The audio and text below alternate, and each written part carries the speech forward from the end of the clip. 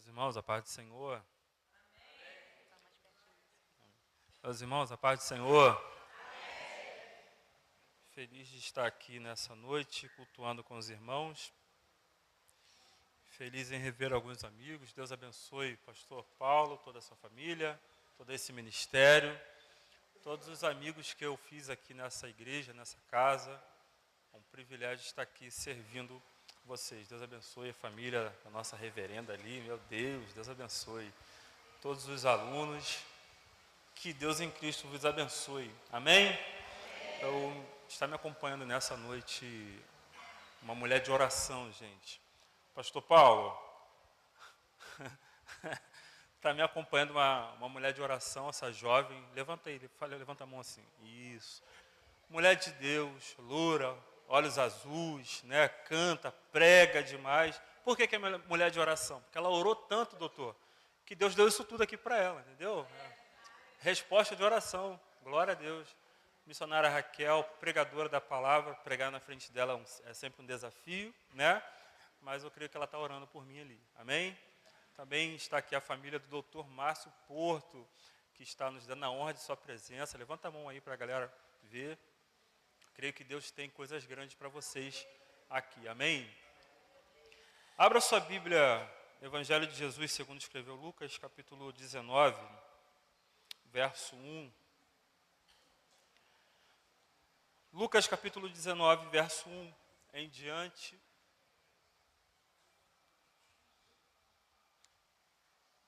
Lucas, capítulo 19, verso 1 em diante. Quem achou, diga amém.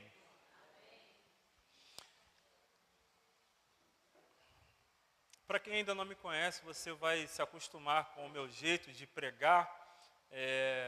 Eu sou professor também de teologia e eu sou muito taxativo com a didática, né? Paulo disse que o nosso culto, doutor, precisa ser racional. A gente precisa sair daqui com o entendimento do que Deus quis para a gente nesta noite. Então, se você entender que Deus está falando com você através da palavra, você pode reagir. Me pergunta como? Não, só quem almoçou hoje. Pergunta como? Falando, glória a Deus, aleluia, é verdade, fala a Deus, é por aí, Jeová. Amém? Você prometeu que vai fazer isso se você entender que Deus está falando contigo através da palavra. Amém? Vamos lá. Eu vou ler para a gente ganhar tempo. Acho que a pastora me passou aqui até meia-noite, né, pastor? A gente pode pregar até meia-noite? Maravilha! E tendo Jesus entrado em Jericó, repita comigo, Jericó. Ia passando, e eis que havia ali um homem chamado Zaqueu, repita comigo, Zaqueu. E era este um chefe dos publicanos, e era rico, e procurava ver quem era Jesus, e não podia por causa da multidão, pois era de pequena estatura. E, correndo adiante, subiu a um sicômoro ou figueira brava, para o ver, porque havia de passar por ali. E quando Jesus chegou àquele lugar, olhando para cima, viu-o e disse-lhe, Zaqueu, desce depressa, porque hoje me convém pousar em sua casa. E apressando-se, desceu e recebeu alegremente, ou com júbilo, ou gostoso, depende da sua tradução. E vendo todos isto, murmuravam, dizendo que entrara para ser hóspede de um homem pecador. E, levantando-se, Zaqueu disse ao Senhor, Senhor, eis que eu dou aos pobres metade dos meus bens, e se em alguma coisa tenho defraudado ou roubado alguém, o restituo quadruplicado. E disse-lhe Jesus, hoje veio salvação a esta casa, pois também este é filho de Abraão, porque o Filho do Homem veio buscar e salvar o que se havia perdido, e você diz amém. Eu preciso muito que você preste atenção nessa mensagem, porque eu tenho certeza que Deus reservou esse dia para esclarecer a sua mente sobre pontos cruciais deste texto. E a gente precisa analisar qual é o endereço, né, desse material, desse códice.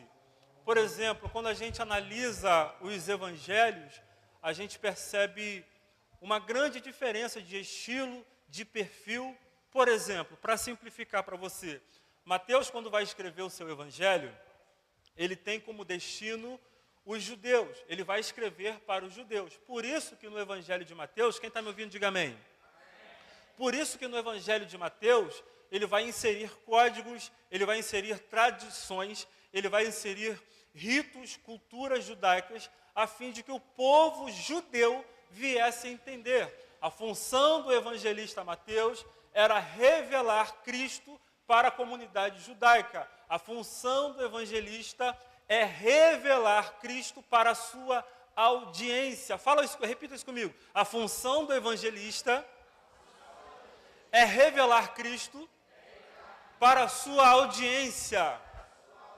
Já o evangelista Marcos, ele vai destinar o seu evangelho para os cristãos que estão em Roma. E daqui a pouco a gente vai contextualizar um pouco disso daqui.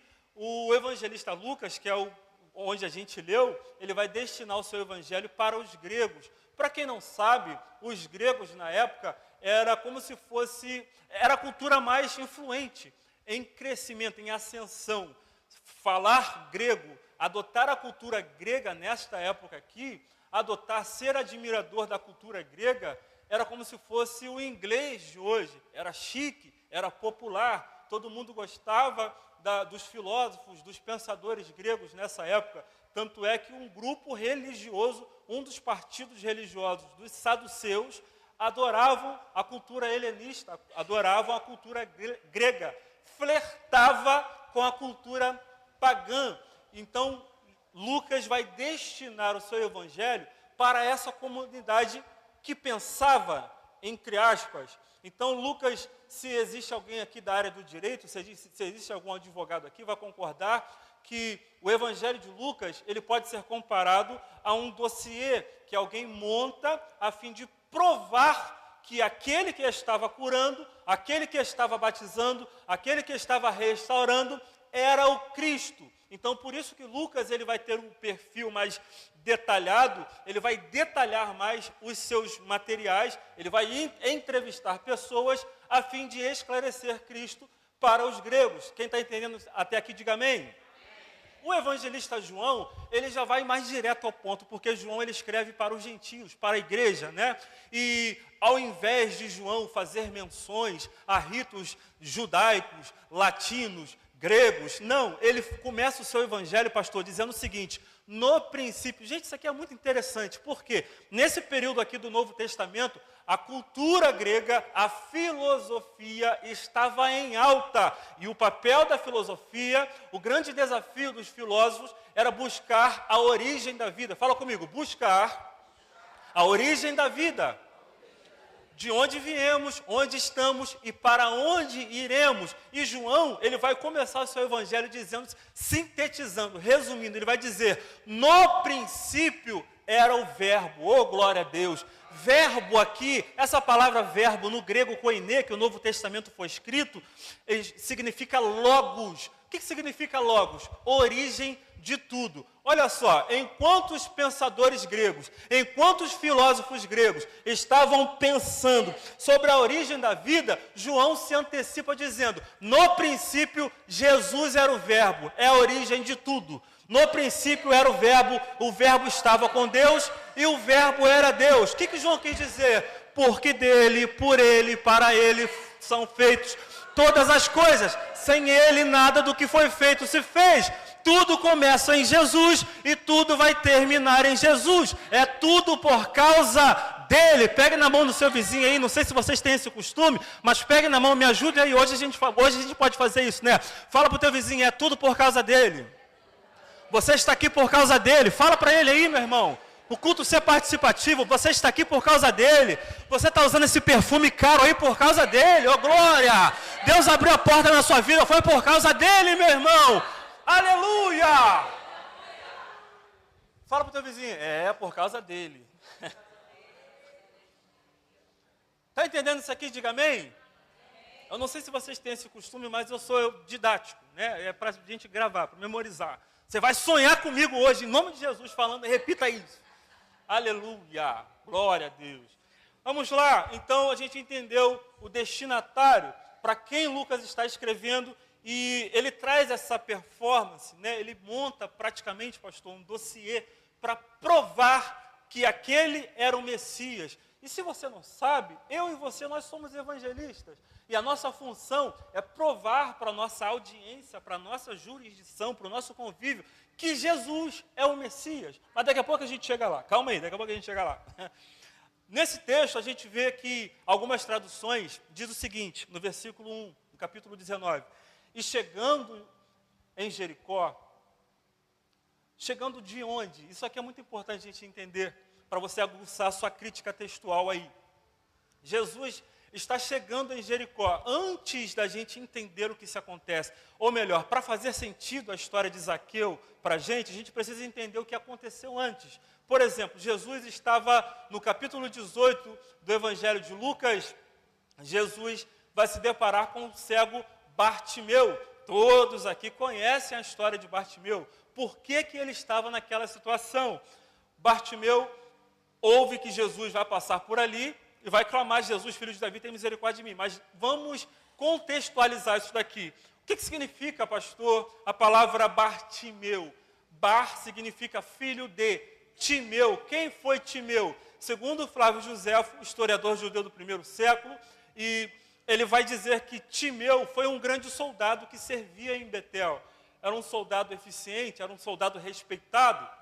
E em 63 a.C., os romanos vão invadir Jerusalém através de Pompeu.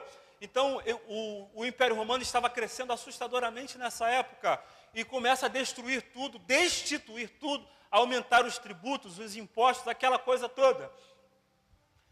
E a história diz que os romanos vão tirar a aposentadoria de Timeu, porque Timeu servia como soldado, se aposentou, ao se aposentar, abriu um negócio, foi muito bem sucedido, e os romanos acabaram com isso tudo.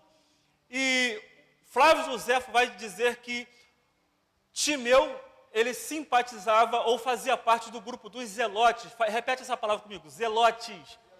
Existiam alguns partidos religiosos na época, os fariseus, os saduceus, os essênios, os zelotes, os herodianos. Não dá tempo da gente falar sobre todos aqui, apesar do pastor me dar liberdade para pregar até a meia-noite. O grupo dos zelotes era um grupo que provocava manifestação, que não aceitavam o domínio romano sobre o povo judeu. Então, o Império Romano, com medo deste Timeu afrontar, provocar motins, manifestações e provocar uma desestabilização do Império Romano naquela região, o que vai acontecer? Flávio Joséfo vai dizer que vai pegar Timeu, o Império Romano vai pegar Timeu, vai crucificar Timeu. Não foi só Jesus que foi crucificado. A prática de crucificação ou crucifixão era uma prática adotada dos persas antigos, e o Império Romano adotava muito essa cultura de punição. Então vai pegar Timeu e vai pegar o seu filho, com medo do seu filho, o chamado Bartimeu, se revoltar por causa da situação dos romanos e do seu pai, vão furar os olhos. Alguns vão dizer que vão furar os olhos de Bartimeu, outros dizem que vão arrancar os olhos e vão colocar na porta da cidade como um aviso. Isso é o que acontece com quem afronta o Império Romano. Então, quem passava em frente a Bartimeu, quem via Bartimeu, pensava: eu não vou reclamar do Império Romano, porque isso pode acontecer comigo e pode acontecer com a minha família. Então, este era o cenário, este era o contexto. Até que Jesus decide passar por Jericó, e o cego Bartimeu ouve que Jesus iria passar por ali. E ele vai fazer uma oração, um clamor, uma petição, um tanto diferente. Ele vai falar, vamos ver se vocês estão afiados: Jesus, filho de Davi. Quando o chamado Bartimeu, ele diz Jesus, filho de Davi, ele está apontando para a raiz messiânica de Cristo. Ele está dizendo que aquele era o Messias. Se você não sabe, o livro de Isaías, o profeta messiânico, o profeta que mais profetizava sobre o Messias, era o mais lido nesse período do Novo Testamento. Provavelmente, este cego Bartimeu estudava, ouvindo a palavra, as pregações, as profecias sobre Isaías, especificamente Isaías capítulo 35, verso 5, dizendo que uma das características do Messias era dar vista aos cegos. Olha só que coisa interessante. Então ele, tendo esse entendimento, ele vai clamar: Jesus, filho de Davi. Em outras palavras, o que ele quis dizer? Eu estou cego, o Senhor é o Messias. Uma das suas características é dar vida aos cegos. Então vamos juntar o útil ao agradável. Aí ele dobra a aposta. Além dele clamar Jesus com entendimento, ele vai dizer o seguinte: tem misericórdia de mim. Repete essa palavra comigo: misericórdia. Meu irmão, você precisa reagir a essa palavra aqui. Misericórdia. O que significa misericórdia? Gente, isso daqui é muito forte. O que Bartimeu, reverendo, está acessando aqui através dessa palavra é muito forte. O que significa a palavra misericórdia? É a junção de duas palavras no latim: miseris e cardis. Fala comigo: miseris e cardis, ou cardia, ou córdia, da onde vem a palavra cardio, coração, e miseris, da onde vem a raiz da palavra miserável. E o conceito do judeu de coração, de âmago, era de uma espécie de prioridade. O que esse cego está falando? Jesus, Messias, a figura mais importante, mais esperada do momento, faz o seguinte: coloca no centro do seu coração este miserável. Olha que oração inteligente, meu irmão. Você está entendendo isso aqui? Diga amém. Ele está falando, coloca... Gente, você sabe o que é miserável? Na classe social, os professores aqui vão me ajudar, na classe social existem os trilionários, que são os Rockefellers, né, e um monte de gente lá. Existem os bilionários, que é Jeff Bezos, Elon Musk e Henrique Santos. Oh, meu Deus, aleluia. Existem os milionários, que é o pastor Paulo, né, o pessoal aqui. Só o pastor levantou a mão, você não concorda não, minha irmã? Então levanta as duas mãos aí, aleluia. Existem os milionários, existe a galera bem de vida, né? Existe aquela coisa toda. Existem os pobres, existem as pessoas abaixo da linha da pobreza, e existem os miseráveis, que dependem de qualquer coisa. Nós somos missionários na Bolívia, no Vale do Jequitinhonha, e a gente se depara com situações onde pessoas comem barro com sal, porque não tem o que comer. São pessoas que necessitam de qualquer tipo de ajuda. E olha o que este cego está falando para Jesus. Coração, prioridade. Jesus tinha uma missão. O que estava no coração de Jesus até então era ir para Jericó por causa da Páscoa. Todo judeu homem tinha que ir na Páscoa. E o que estava no coração de Jesus era cumprir a missão. Aí esse camarada, ele entra com um pedido de intervenção. Ele fala: Jesus, coloca como prioridade aí, coloca no centro do seu coração este miserável. Tem misericórdia de mim. Oh, aleluia. Meu irmão, eu quero aplicar algo para a sua vida. Você está vivo por causa da misericórdia. Você está dando glória a Deus por causa da misericórdia. Aleluia. Alguém reage a essa palavra? Você está aqui nesta noite por causa da misericórdia. Você canta por causa da misericórdia. Você prega por causa da misericórdia. Você tem um emprego por causa da misericórdia. Você respira por causa da misericórdia, meu irmão. Aleluia. Oh, glória.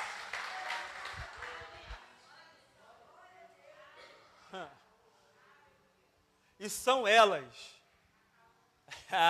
Tá ligada. É por causa dela. Fala para o teu vizinho, é por causa dela. Dela quem? Da misericórdia. Que o quê? Você que vai me dizer. Está entendendo? Até aqui, diga amém. Aí Jesus cura o cego. Jesus, filho de Davi, tem misericórdia de mim. Jesus para. Gente, se tem uma coisa que... oração inteligente, oração com entendimento. Jesus chamou Jesus de Messias. Se colocou na condição de miserável. Tem misericórdia de mim. Aí Jesus para e manda chamar. Jesus parou o percurso. Gente, tem oração que faz Jesus parar, gente. Oh, meu Deus. Tem oração que você faz com entendimento que faz o céu parar para reagir a alguma coisa, meu irmão. Tem misericórdia de mim. Jesus para. Aí Jesus pergunta: o que queres que eu te faça? Jesus sabia que ele era cego, sim ou não? Jesus tinha condições de curar o cego, sim ou não, meu amigo? Aí, por que Jesus pergunta então? Porque nem todo mundo sabe o que é, pastor. Jesus vai parar na frente do paralítico de Betesda, que estava ali há 38 anos. Jesus pergunta, queres ficar são?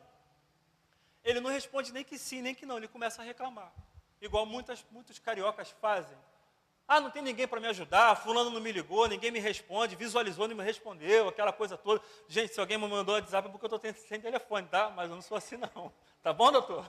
Faz comigo não. Mas a gente começa a reclamar, nem todo mundo sabe o que quer. Por isso que Jesus pergunta para você verbalizar. Porque uma palavra que você libera no mundo espiritual se torna decreto.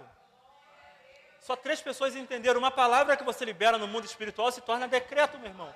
Por isso que Jesus te dá a oportunidade de você verbalizar. O que queres que eu te faça? Aí o cego, comprovando a teoria de Flávio Josefo, ele vai dizer o seguinte, que eu torne a ver. Só pode tornar a ver quem um dia enxergou. Estenda sua mão assim que eu vou profetizar. Você vai tornar a viver bons momentos com Cristo. Aquele momento de santidade que você sente falta, aquele momento de consagração, quando você fala, eu quero voltar ao primeiro amor, você vai tornar a viver esse momento, novas experiências, novas conexões. Meu irmão, eu profetizo isso em nome de Jesus. Você vai tornar a viver aquilo que o diabo te roubou, aquilo que a vida, alguns amigos, algumas pessoas arrancaram de você. Debaixo do entendimento dessa palavra, você vai tornar a viver em nome de Jesus. Jesus cura o cego. Estou terminando, tá? Ninguém me deu horário não, vou ficar até meia-noite, hein? Amém ou não amém? Que é concordado na terra, concordado no céu. Ô, glória! Jesus cura o cego, e o cego, o que ele faz? Se ele fosse carioca, se Bartimeu fosse carioca depois de curado, o que ele ia fazer? Ele ia correr atrás de Zaqueu. Por que correr atrás de Zaqueu? Henrique, não estou entendendo, está bugando minha mente. Vou te explicar. Flávio Josefo e Justino Marte, que são estudiosos da Bíblia, do primeiro século, eles vão dizer que Timeu, quem entregou Timeu para o Império Romano foi justamente Zaqueu, o judeu. E desta forma ele conseguiu um cargo no governo de publicano, de cobrador de imposto. Então Bartimeu estava ali por causa de Zaqueu. Após receber a cura, reverenda Aline, ele poderia muito bem, se ele fosse carioca, né, ainda mais se ele fosse da Baixada Fluminense, como eu sou, ele poderia correr atrás de Zaqueu. Agora estava enxergando, né, Zaqueu, vem cá que eu vou resolver um negócio com você. Mas não, quando ele recebe a cura, ele vai para o templo adorar. Só 2 pessoas entenderam isso. Quando ele recebe uma cura, quando ele recebe um benefício, quando Jesus responde Bartimeu, ele não vai para o shopping, ele não vai tirar satisfação. Alguém está entendendo essa palavra? Ele não vai fazer outras coisas. Para onde ele vai? Ele vai para o templo adorar. Está entendendo isso daqui? O segredo não está na cura, o segredo está no que você faz depois da cura. Receber bênção, isso é moleza para Jesus. Te dar a bênção, te dar o que você quer, que você está pedindo, isso é moleza. Por que Jesus não dá ainda? Porque sabe que se te dá, você vai sumir.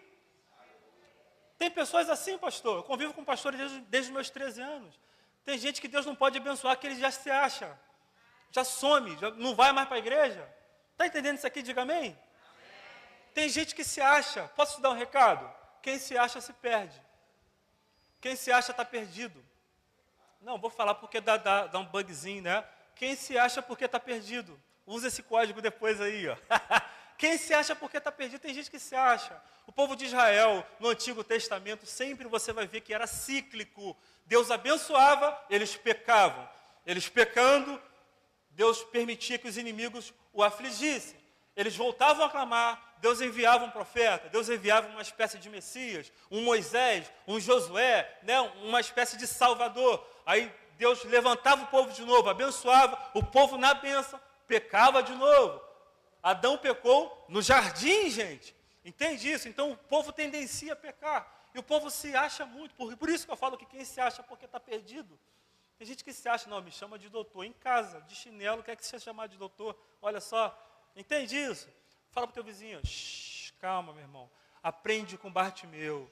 Aprende a fazer uma oração inteligente, uma oração com entendimento, se colocando como um miserável no centro do coração de Jesus, meu irmão. Olha só que coisa. E quando ele fala isso para Jesus, ele reverbera também Isaías, ele reverbera Jó, ele reverbera Salmos. Por quê? Onde estávamos antes de nascer? A Bíblia fala que estávamos em 2 lugares. Eu não sei se você vai reagir a essa palavra. Estávamos em dois lugares, no rosto e no coração de Deus. Então, quando Bartimeu fala, tem misericórdia, é como que ele passasse um insight para Jesus. Jesus, eu quero estar no centro do seu coração, assim como eu estava no coração de Deus. Oh, meu Deus do céu! Alguém precisa chegar nesse nível de entendimento aqui nessa noite. Amém? Vamos lá que já tocaram um sino aí, eu tenho que correr. Jesus chega em Jericó. Jesus cura o cego Bartimeu segue Jesus e vai para o templo, porque todo judeu homem tinha que ir para a Páscoa. Jesus chega em Jericó, e chegando em Jericó, Jesus vai entrar em cena aqui um personagem chamado Zaqueu. Eu pedi para você repetir, para ser didático. O nome nos tempos bíblicos apontavam para 4 aspectos. Repete comigo, característica. Não, você não almoçou não, meu irmão. Eu sei que tem alguns tricolores tristes aí que o Fluminense perdeu, mas você está no culto, irmão. O salmista disse, alegrei-me quando me disseram, vamos à casa do Senhor. Ele se alegrou quando recebeu o convite, não quando estava na casa. Só no convite ele já se alegrou. Então aqui é um local de festa. Então participa aí, em nome de Jesus. O nome nos tempos bíblicos, para os judeus, apontavam para 4 aspectos. Repete comigo. Característica, destino, propósito e personalidade. O nome de Zaqueu significava puro. Só que as ações, as decisões de Zaqueu o tornavam impuro, porque pecado na Bíblia é impuro. E ele estava na cidade de Jericó. A cidade de Jericó, o nome Jericó significa perfumado. Só que de perfumado não tinha nada, porque existia uma grande corrupção do sacerdócio, do Sinédrio, que era uma espécie de Supremo Tribunal Federal Judaico, o Conselho dos Judeus, da autoridade religiosa, de onde partiam as decisões religiosas, e estavam corrompidos com o Império Romano. E se você analisar o livro do profeta Isaías, capítulo 1, você vai ver uma cena de que Deus descreve o pecado como algo mal cheiroso, como algo que fede, desculpe meu português aqui, como algo desagradável, como algo que não é perfumado. Então o nome de Zaqueu contrastava com a sua decisão, com as suas decisões, com as suas ações, porque o texto diz que ele era chefe dos publicanos. Até aí tudo bem, ele era um funcionário do Estado, não tem nenhum problema nisso. O problema era como ele enriqueceu, porque o texto diz que ele era muito rico. Para quem não sabe, na cultura dos publicanos, ele era um cobrador, ele era chefe dos cobradores de impostos. Os impostos eram altíssimos. E ele chegava para cobrar imposto do cidadão. Se esse cidadão não tivesse o imposto devido, ele pegava algo de valor da casa da pessoa que estava sendo cobrada e levava para a sua casa. Quando a pessoa tinha para pagar, ele pegava o imposto para Roma e para si. Esse era o modus operandi de como ele construía sua riqueza. Por isso o povo o odiava muito, pelo fato dele, sendo judeu, trabalhar pelos romanos e pelo fato de que ele roubava os povos. Ele roubava o povo, todo mundo. Então, ele ouve também que Jesus iria... Gente, o segredo está no ouvir, tá? Ele ouve que Jesus iria passar por ali. E ele coloca um desejo no coração de querer saber quem era Jesus. Logicamente, como todo judeu já sabia das tradições messiânicas do livro de Isaías, que era o mais ensinado na época. Então ele ouve falar que Jesus iria passar por ali, e ele sobe em cima de uma figueira brava. Fala comigo, figueira brava. Ou sicômoro. Essa figueira brava, ou sicômoro, ela tinha seus galhos entrelaçados, possuindo algumas cavidades. E olha só, gente, quando Zaqueu sobe numa figueira brava, tinha um monte de árvore para subir, mas ele sobe logo na figueira brava. Quando ele sobe na figueira brava, ele está passando um recado para Jesus como judeu, porque o povo judeu, ele é muito místico, né? Eles acreditam em determinadas cores, em números, não é numerologia não, em números, isso faz parte da cultura judaica. Algum objeto tem algum significado. Por exemplo, uma mesa tem um significado especial para um judeu. Uma cadeira, uma cama, um véu, uma árvore, um inseto, um animal, tudo tem um significado específico para um judeu.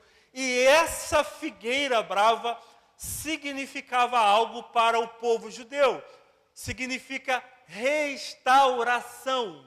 Quando Zaqueu sobe numa figueira brava, que significa restauração, ele está sinalizando para Jesus, mesmo sem falar, que ele necessita de restauração.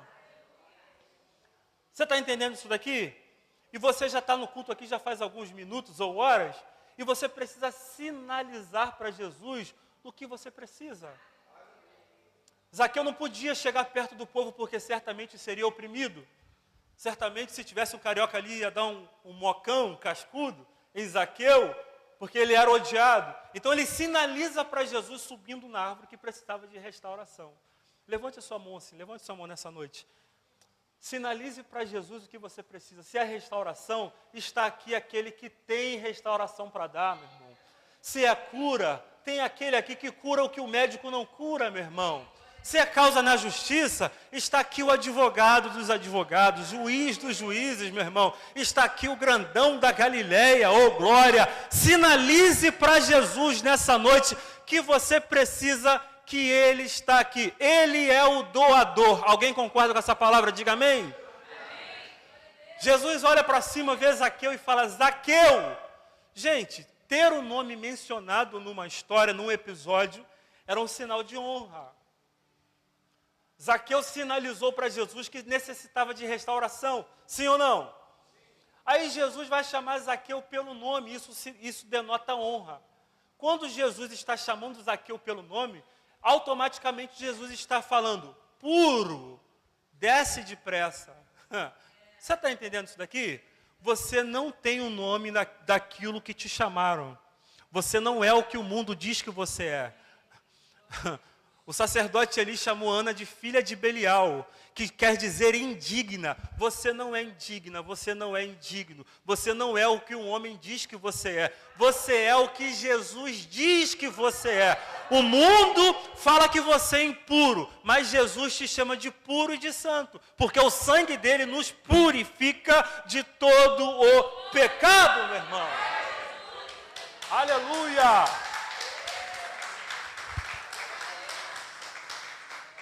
Zaqueu, desce depressa, porque você vai completar. Se você não completar, eu vou estender a mensagem para 4 horas. Né? Vamos lá. Jesus fala para Zaqueu, Zaqueu, desce depressa, porque... Exatamente o contrário. Eu vou explicar, calma que eu vou explicar. O Novo Testamento, ele foi escrito no grego koiné. O que significa grego koiné? É um grego coloquial, popular, povão, né? Linguagem de mercador, de feirante. Foi traduzido, o que chegou para a gente aqui, a nossa Bíblia, ela é derivada da Vulgata Latina. Não veio direto do grego para o português, veio da Vulgata Latina. Vulgata significa vulgar, né? Coloquial. Então, no grego koiné, se você ler o Novo Testamento em grego koiné, você vai ver que a palavra convém não existe ali. A palavra é ezei. Fala comigo, ezei. Não, você tem que falar grego. Para você tirar onda depois, fala o grego. Fala, ezei. O que significa ezei? Ezei significa necessidade ou necessário. E existe um abismo de diferença entre conveniência e necessidade. Você bebe água por conveniência ou por necessidade? Conveniência, para ficar mais fácil, você faz porque você quer. Necessidade, você faz porque você precisa fazer. Então, você bebe água por conveniência ou por necessidade? Você se alimenta por conveniência ou por necessidade? Então, olha só como que Jesus configura a urgência de transformar a vida de alguém. Jesus não foi porque quis curar. Jesus foi porque precisava restaurar alguém que sinalizou que precisava de restauração. Jesus é reativo, meu irmão. Você precisa ter esse entendimento. Zaqueu sinalizou que precisava de restauração. Jesus precisava restaurar, reagir. Por isso que Jesus perguntava. As curas, os milagres de Jesus eram pedagógicos, eram didáticos. Você precisa ter esse entendimento. Então, quando ele fala, Zaqueu, desce depressa, porque hoje eu tenho uma necessidade de restaurar a sua vida. Olha a diferença de conveniência para necessidade. Eu tenho uma necessidade. Aí Jesus vai. Eu preciso que você grave o texto, grave a introdução. Jesus cura o cego Bartimeu, lembra? Depois da cura, ele segue Jesus no templo. Jesus, passando por Jericó, se encontra com Zaqueu.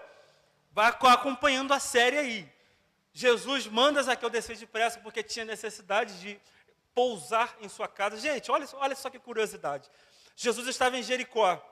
Jericó é uma cidade sacerdotal, assim diz os estudiosos. Por quê? Nesse período existia 100 mil habitantes. De 100 mil habitantes, 12 mil eram sacerdotes. Olha só, em Jericó, nesse período, existiam 12 mil sacerdotes. Então Jesus poderia muito bem ficar em uma das casas luxuosas de um desses 12 mil sacerdotes. Mas Jesus prefere ir na casa de um chamado pecador. Por quê? É fácil de entender. Se Jesus vai na casa de um dos 12 mil sacerdotes, provavelmente Jesus teria que discutir teologia, Jesus teria que discutir tradições, quem estava certo, quem estava errado, o que podia, o que não podia. Jesus não quer perder tempo com isso. Jesus quer restaurar a vida de alguém. Jesus sente, não, preciso aplicar isso para você. Jesus sente necessidade de restaurar você. Jesus sente necessidade de perdoar você, meu irmão. Jesus sente necessidade de curar você, mas você precisa chegar nesse entendimento para ele se tornar reativo. Está entendendo isso aqui? Diga amém. Aí Jesus vai para a casa de Zaqueu. Imagine o cenário, já estou finalizando. Fechei aqui, ó. Jesus chega na casa de Zaqueu. Zaqueu provavelmente faz aquele banquete, prepara aquela comida que você fez nesse almoço de domingo aí. Você fez aquela lasanha, alguns, né, vocês que não são mais chiques, fez aquele, né, não sei nem o nome desses peixes aí que vocês comem, que o reverendo come todo dia. Vamos lá. Zaqueu fez aquele banquete, aquela mesa.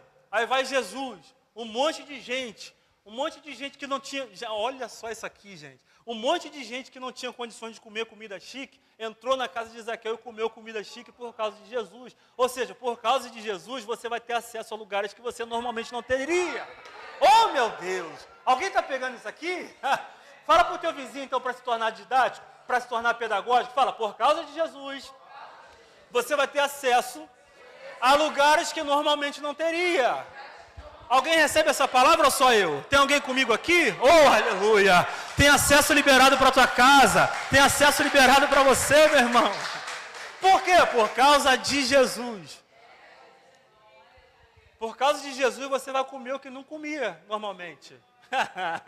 Por causa de Jesus você vai acessar lugares que não acessa. Recebe essa palavra em nome de Jesus. Por causa de Jesus você vai acessar lugares que normalmente não acessaria. Recebe essa palavra em nome de Jesus. Amém? Entra todo mundo na casa de Zaqueu. Janela, um monte de coisa. E Jesus está em silêncio. Eu preciso que você preste atenção aqui para eu finalizar. Se você conversar, eu vou iniciar a mensagem do início. Vou saudar vocês com a paz do Senhor. Paz do Senhor, meus irmãos.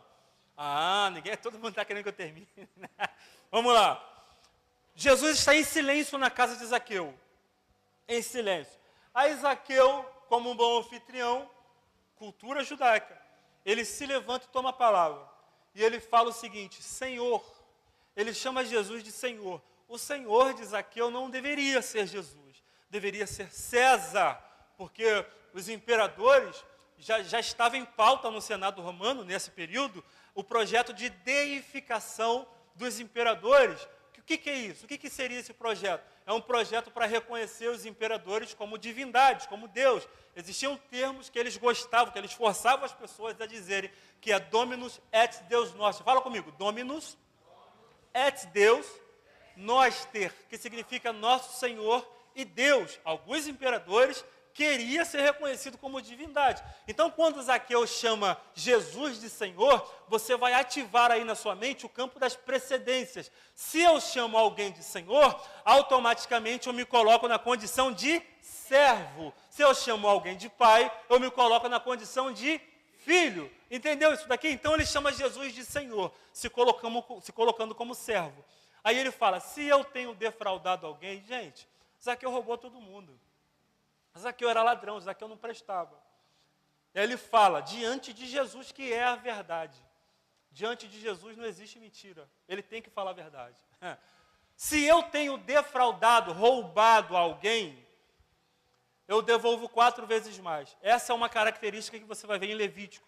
Que um ladrão de ovelhas, se alguém rouba uma ovelha, por exemplo, se alguém roubar uma ovelha do pastor Paulo, alguém tem que, se for pego pela lei judaica, vai ter que devolver a ovelha que roubou e mais 3. Por isso, 4 vezes mais. Ele está fazendo uma alusão à lei. Gente, é tudo com entendimento. É tudo programado. É tudo com entendimento. Se eu tenho defraudado alguém, eu vou devolver 4 vezes mais. Quantas vezes? Fala comigo. 4 vezes mais. E algumas situações ele vai restituir em dobro. Ele está falando isso. E tem um monte de gente na casa de Zaqueu. Tem um monte de gente observando. Aí Jesus se levanta. Tente imaginar. Isso é uma conjectura, sem ferir a verdade bíblica. Quando Zaqueu fala, vou restituir, vou dar em dobro, vou devolver 4 vezes mais aquilo que eu roubei do povo, vamos ver se você se lembra da introdução. Jesus cura quem no capítulo 18? Fala, o cego Bartimeu. Agora ele tem cura, mas não tem dinheiro, não tem emprego, ele só tem cura. Glória a Deus. Aí ele segue Jesus. Ao seguir Jesus, ele acompanha a cena de Zaqueu. Acompanhando a cena de Zaqueu, ele vai até a casa de Zaqueu, o causador do seu problema. Então, quando Zaqueu se levanta e fala, se eu roubei alguém, eu vou devolver 4 vezes mais. Aí faz uma conjectura. Tente imaginar Jesus olhando para a cara de Bartimeu e dando aquela piscadinha assim, ó. Eu não falei? Por quê? Bartimeu estava naquela condição por causa, segundo Flávio José, o historiador judeu do primeiro século, ele fala que Bartimeu estava naquela condição de cegueira por causa de Zaqueu. Agora Bartimeu está na casa de Zaqueu com Jesus. Aí é diferente. Ele está enxergando, mas não tem posses. Não tem como se sustentar. Aí é como se Jesus fala, Bartimeu, como se Jesus falasse, Bartimeu, eu te curei. Agora vamos resolver um problema social? Vem comigo. Quando chega na casa de Zaqueu, Zaqueu fala, se eu roubei todo mundo, eu vou devolver 4 vezes mais. Ou seja, além de cura física, Bartimeu ainda saiu dali com os trocados. Ó. Ah, meu irmão, cadê você que não recebeu essa palavra? Jesus restituiu a cura de Bartimeu, e Bartimeu ainda teve 4 vezes mais aquilo que lhe foi tirado. Você está entendendo? Tem restauração de... Por isso que eu falo, por isso que a Bíblia fala, sinalize para Jesus o que você precisa com entendimento, que Ele vai restituir 4 vezes mais, em nome de Jesus. Zaqueu começa a fazer algumas confissões. Confissão aqui é se converter. Ele começa a demonstrar arrependimento, pastor. Ele começa a falar, se eu roubei, ele está falando aqui na frente de Jesus. Depois que ele demonstra arrependimento, depois que ele confessa, depois que ele verbaliza, aí Jesus toma a palavra. Jesus fala, hoje veio salvação a esta casa. Por quê? Porque ele chamou Jesus de Senhor, reconheceu que Jesus era o Senhor. Para alguém ser salvo é só reconhecer que Jesus é Cristo. Crê no Senhor Jesus e será salvo tu e tua casa. Aí Jesus completa, porque este também, ou seja, Zaqueu era odiado pelo povo, sim ou não? Sim. Tinha motivos para isso, sim ou não? Sim. Jesus era de linhagem sacerdotal, segundo a ordem de Melquisedeque. Jesus, quando fala, este também é filho de Abraão, Jesus está reintegrando Zaqueu à comunidade. Jesus está dizendo, Zaqueu também é filho da promessa, é filho da aliança, tem os mesmos direitos que vocês que o odeiam têm. Aí ele vai completar, porque o Filho do Homem, o Messias, veio buscar, repete comigo, para finalizar, tá? Finalizei. Buscar. Gente, buscar traz a ideia de que aquilo já esteve contigo um dia. Então, só a reverenda que está entendendo. Buscar, a palavra buscar traz a ideia de que aquilo esteve contigo um dia. Você está entendendo? Veio buscar e salvar o que se havia perdido. Zaqueu havia se perdido, Jesus veio buscar. Olha, para fechar literalmente, eu entrego o microfone agora. Quando Jesus fala, desce depressa, porque hoje é necessário pousar na sua casa, Zaqueu desce e recebe gostoso, ou com júbilo, ou com alegria. Segundo algumas tradições judaicas, isso aqui fazia alusão a dois amigos de infância que cresceram juntos, que brincaram juntos, e que por questões da vida, por questões de casamento, por questões de trabalho, se separaram e cada um foram viver a sua vida. E ao se reencontrar, eles correm e o recebem alegremente, recebe com júbilo, recebe gostoso. É o que aconteceu com Jacó e Esaú. Está entendendo? Então Jesus está trazendo aqui dentro desse episódio essa figura. Você se perdeu. O seu nome significa puro, mas você está impuro. Está num local que deveria ser perfumado, mas está com cheiro não agradável, que significa pecado. Ele, Zaqueu, sinaliza que precisa de restauração. Então Jesus traz essa ideia que, se você sinalizou que precisa de restauração, Jesus tem restauração para te dar, de forma didática, de forma reativa. Só quem recebe essa palavra levanta assim. A igreja pode se colocar de pé, pastor? Você pode se colocar de pé em nome de Jesus? Tem restauração para a sua vida, alguém diz amém? Amém. Tem restauração para a sua casa, alguém diz amém? Amém. Tem restauração para a sua família. Você vai voltar a fazer aquilo que a vida tirou de você, aquilo que o inimigo tirou de você, meu irmão. Eu não sei o que tiraram de você, eu não sei os acessos que tiraram de você, mas debaixo do entendimento dessa palavra, Jesus tem restauração para a sua casa, em nome de Jesus. Senhor, a Tua palavra foi ministrada nessa noite, a Tua palavra é como uma semente que foi lançada numa terra fértil, e o coração da Tua igreja é uma terra fértil. Senhor, que o Teu Espírito venha regar essa semente, que essa semente cresça, que se torne numa grande árvore, que vidas venham desfrutar dos frutos produzidos por essas árvores, que vidas venham descansar nas sombras dos galhos produzidos por essas árvores, que essa igreja venha continuar dando fruto, que essa igreja venha ser curada para curar, que essa igreja venha ser restaurada para restaurar essas vidas de Maricá, que essa igreja seja sacudida pela Tua unção, pela Tua presença, pelo Teu avivamento, para transformar Maricá em nome de Jesus, porque o Senhor é o doador daquilo que a gente precisa. Se a gente precisa de cura, o Senhor tem cura.